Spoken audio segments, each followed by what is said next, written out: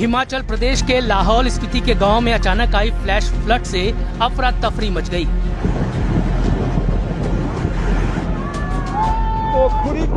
कई दिनों से इलाके में हो रही भारी बारिश के बाद स्पीति के काजा उपमंडल के रंगरिक और खुरीक गांव में अचानक आई इस फ्लैश फ्लड ने तबाही मचा दी।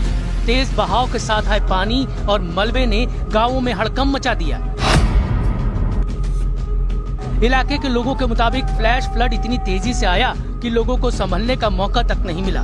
पानी और मलबे के अचानक गांव में घुस आने से लोग घबरा गए। सामने आए वीडियो में साफ दिख रहा है कि कैसे तेज धारा में मलबा और पानी गांव में बहता हुआ आया, जिससे लोग दहशत में भागते नजर आए।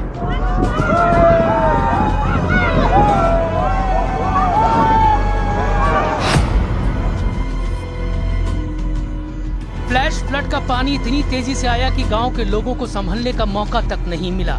तस्वीरों में देखा जा सकता है कि कैसे पानी की तेज धार में कई गाड़ियां बह गईं और कुछ मलबे में जा फंसी।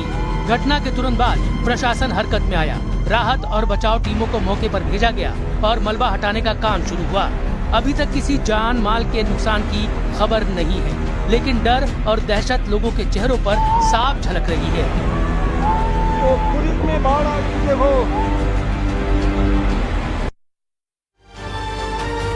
महानगरी मुंबई में बारिश कहर बनकर टूटी, जिससे कई मकान पल भर में धराशायी हो गए। वहीं दिल्ली एनसीआर में बादल जमकर बरसे। मुंबई में भारी बारिश से बड़ा हादसा, महज 10 सेकंड में ढह गए मकान। दिल्ली में भी बारिश ने बढ़ाई मुश्किलें। मुंबई में भारी बारिश लगातार कहर बरपा रही है। शहर में भारी बारिश के चलते एक बड़े हादसे ने लोगों को खौफ में डाल दिया, जहां एक टीले पर बने कई घर और दीवारें महज 10 सेकंड में ढह गए। इमारतों के ढहने की ये पूरी घटना कैमरे में कैद हो गई और इसका वीडियो सोशल मीडिया पर वायरल हो गया है।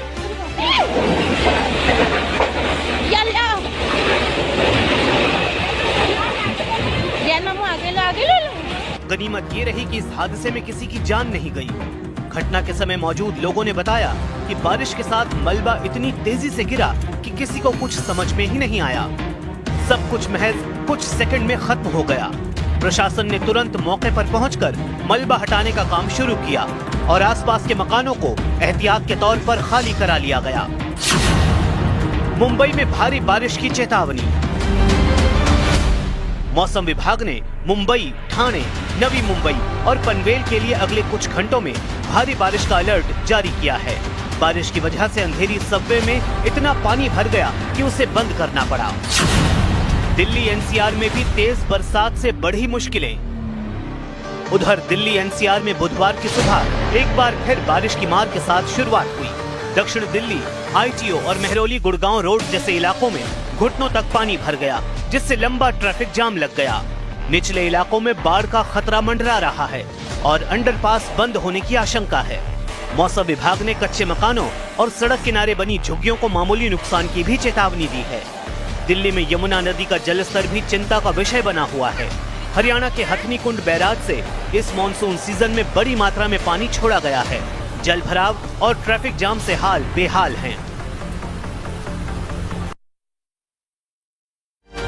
हर साल मानसूनी बारिश में साइबर सिटी गुरुग्राम डूबती हुई नजर आ रही है। वहीं अगर नोएडा की बात की जाए तो मानसून यहां भी बरसता है, लेकिन बारिश शहर के लिए मुसीबत नहीं बनती।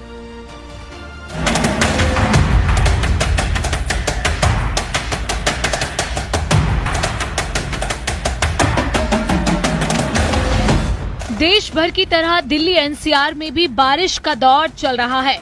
हर साल की बात करें तो साइबर सिटी गुरुग्राम बारिश से पूरी तरह जलमग्न हो जाती है, या यूं कहें कि बारिश से हाईटेक शहर डूब जाता है। सड़कें तालाब में बदल जाती हैं।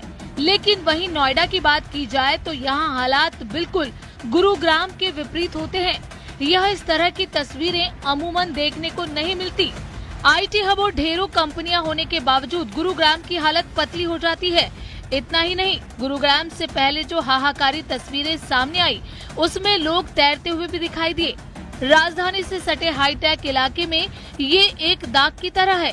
गुरुग्राम अरावली हिल्स के बीच में बसा शहर है, जहां मानसून के मौसम में पानी शहर की तरफ बहता है। 270 किलोमीटर के करीब नगर निगम एरिया में सीवर और ड्रेनेज का सिस्टम है। हर साल इसकी सही तरह से सफाई नहीं होती, जिसकी वजह से जल भराव हो जाता है। करोड़ों खर्च करने के बाद भी सीवर और ड्रेनेज सफाई पूरी तरह नहीं हो पाती। सड़क पर पानी ज्यादा आता है। शहर में काफी तेज विकास हुआ है। इंडस्ट्री के साथ रिहायशी इलाके भी बढ़े हैं, लेकिन सीवर और ड्रेनेज सिस्टम वही पुराना। करोड़ों का बजट, नगर निगम, GMDA, NHAI समेत दूसरी एजेंसियों के बावजूद वाटर लॉगिंग पर अंकुश नहीं लग पाया। वहीं गुरुग्राम से हर दिन 400 MLD के करीब सीवर का पानी निकलता है। 28 किलोमीटर लंबी इस ड्रेन का आधा हिस्सा ही पक्का है। बारिश के दिनों में जल जमाव हो जाता है। वहीं अगर नोएडा की बात करें तो यहाँ पर बारिश के बाद भी हालात सामान्य रहते हैं। यहाँ जल भराव न होने के कई कारण हैं। नोएडा में बढ़िया जल निकासी सिस्टम है, जो बारिश के पानी को प्रभावी ढंग से नालों और नदियों में ले जाती है, जिससे पानी जमा नहीं हो पाता। नोएडा प्राधिकरण जल प्रबंधन पर भी ध्यान देता है, जिसमें नालों की नियमित सफाई शामिल है, ताकि वो बारिश के पानी को आगे ले जा सके। नोएडा शहर में सड़क और इमारतों का निर्माण इस तरह से किया गया है कि बारिश का पानी जमा न हो पाए। नोएडा का क्षेत्र समतल नहीं है, इसमें कुछ ढलान है जो पानी को प्राकृतिक रूप से बहने में मदद करता है। ये सभी कारण है जो नोएडा को गुरुग्राम से अलग दिखाता है और यहाँ मानसूनी बारिश भी मुसीबत नहीं बन पाती। Bureau report, News 18, UP, Uttarakhand.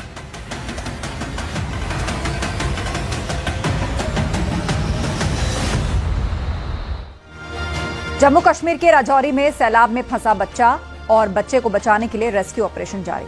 बच्चे के रेस्क्यू में सेना का हेलीकॉप्टर जुटा हुआ है। तो बच्चे को बचाने के लिए सेना का हेलीकॉप्टर जुटा हुआ है। राजौरी जम्मू कश्मीर की तस्वीरें हैं, जहां पर एक बच्चा सैलाब में फंस गया है, उसकी तलाश की जा रही है और किस तरीके से सेना का हेलीकॉप्टर उसे बचाने में जुटा है वो आप तस्वीरों में देख रहे हैं।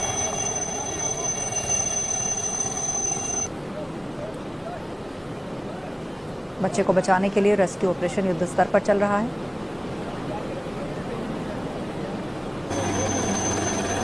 और ये सेना का हेलीकॉप्टर है जो इस रेस्क्यू ऑपरेशन में जुटा है।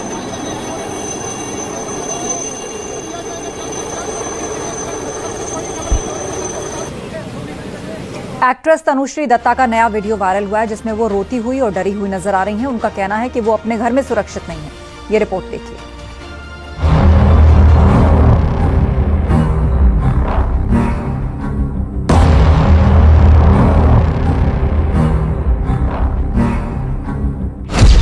ढोल की ऋतु त्रिपाठी आज दहशत में है। आशिक बनाया आपने के स्नेहा सिसक रही है। गुड बॉय बैड बॉय के जिंकी कपूर हो रही है। रकीब की सोफिया मैथ्यूज मदद को पुकार रही है, क्योंकि बॉलीवुड की तनुश्री दत्ता को टॉर्चर किया जा रहा है। उनके आंसू इस बात की तस्दीक कर रहे हैं, उनका चेहरा उनके साथ हो रही ज्यादती की गवाही दे रहा है। सोशल मीडिया पर शेयर किए गए अपने 57 सेकंड के वीडियो में तनुश्री ने खुद पर 4-5 साल से हो रहे टॉर्चर का दर्द बयां किया है। आप खुद सुनिए कैसे तनुश्री दत्ता सामने आई और बिलख बिलख कर रोने लगी। Guys, I'm being harassed in my own home. मुझे मेरे ही घर में परेशान किया जा रहा है। I just called the cops. परेशान होकर मैंने पुलिस को कॉल किया, पुलिस आई।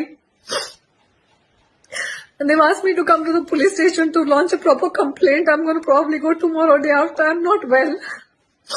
मुझे इतना परेशान किया गया है पिछले 4-5 सालों में कि मेरी तबीयत खराब हो गई है। इसके आगे तनुश्री दत्ता ने कहा कि मैंने पुलिस को फोन किया है, वे आए और मुझे पुलिस स्टेशन जाकर शिकायत दर्ज करने को कहा। मैं शायद कल या परसों जाऊंगी क्योंकि मेरी तबीयत ठीक नहीं। वीडियो शेयर कर तनुश्री दत्ता ने मदद की गुहार लगाई। And they've asked me to come to the police station to launch a proper complaint. I'm going to probably go tomorrow or day after. I'm not well. मुझे इतना परेशान किया गया है पिछले 4-5 सालों में कि मेरी तबीयत खराब हो गई है। मैं कुछ काम नहीं कर पा रही हूँ, मेरा घर पूरा एकदम मेसी होके पड़ा हुआ है। I can't hire even maids because they planted maids in my house and I had such a bad experience with maids coming in and stealing and doing all kinds of things. I have to do all my work. मेरे दरवाजे के बाहर आके लोग I'm being troubled in my own house. Please someone help me. Social media पर जो video Tanushree ने post किया है, उसके कैप्शन में उन्होंने 4 से 5 साल की अपनी पीड़ा का जिक्र किया है। तनुश्री ने वीडियो के साथ लिखा, मैं आज इस उत्पीड़न से तंग आ चुकी हूँ। ये 2018 के #MeToo मूवमेंट से शुरू हुआ था। आज तंग आकर मैंने पुलिस को बुलाया। कृपया कोई मेरी मदद करे, इससे पहले कि बहुत देर हो जाए। तनुश्री का दर्द सिर्फ इतना भर नहीं है। इसके साथ ही उन्होंने एक और वीडियो पोस्ट किया जिसमें अंधेरा है और अजीब आवाजें सुनाई दे रही थी। उन्होंने कहा, ऐसी आवाजें उनके घर में अक्सर आती हैं, जैसे छत और दरवाजे के पास से तेज धमाके। उन्होंने बताया कि 2020 से ये आवाजें लगभग हर दिन उसे सता रही हैं। नाना पाटेकर पर #MeToo के तहत दुर्व्यवहार का आरोप लगाने वाली तनुश्री को लंबे वक्त से कोई फिल्म नहीं मिली है। अब ये काम न मिलने की वजह से डिप्रेशन है या फिर इन्हीं परेशानी की वजह से उन्हें काम नहीं मिल रहा है। वजह जो भी हो, लेकिन एक बात तो साफ है कि बॉलीवुड की चकाचौंध के बीच एक और सितारा गर्दिश में है। ऐसे में जरूरत है उसकी मदद के लिए कोई हाथ आगे बढ़े ताकि 2004 की फेमिना मिस इंडिया को किसी शून्य में डूबने से बचाया जा सके।